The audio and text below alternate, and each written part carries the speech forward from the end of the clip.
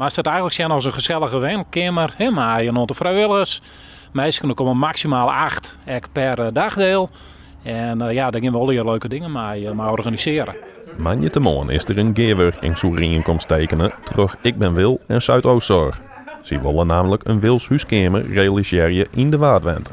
We hebben een werkgroep, die is al een aantal jaren bezig geweest met een soort van ontmoetingsruimte hier te creëren. En dat hebben wij vanuit Ik Ben Wil hebben we dat ook oppakt. De opening is op 21 september, Wereld Alzheimerdag. Dus we hebben nog een aantal weekjes om de kamer wat aan te passen. En dan gaan we los. Maar alle vrijwilligers, 30 stuks, die worden getraind. Dus we zijn al bezig met trainingsprogramma's te scrouwen.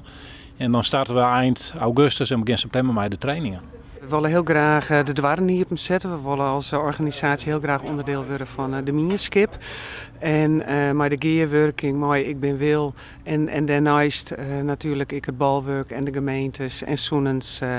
Dat we dit realiseren kunnen, dat is echt fantastisch. Zowel Ik Ben Wil en Zuidoostzorg binnen dan ik tier geweest met deze stap. Beide partijen kunnen namelijk vernemen dat er grut verlet is van een Wils huiskamer.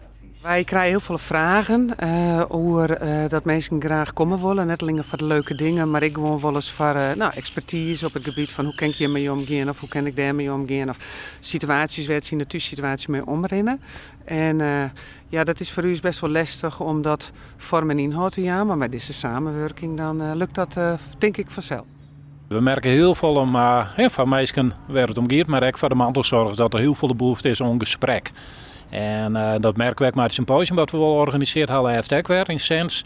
Toen hadden we heel volle gesprekken met mantelzorgers en die willen heel graag hun verhaal kwijt.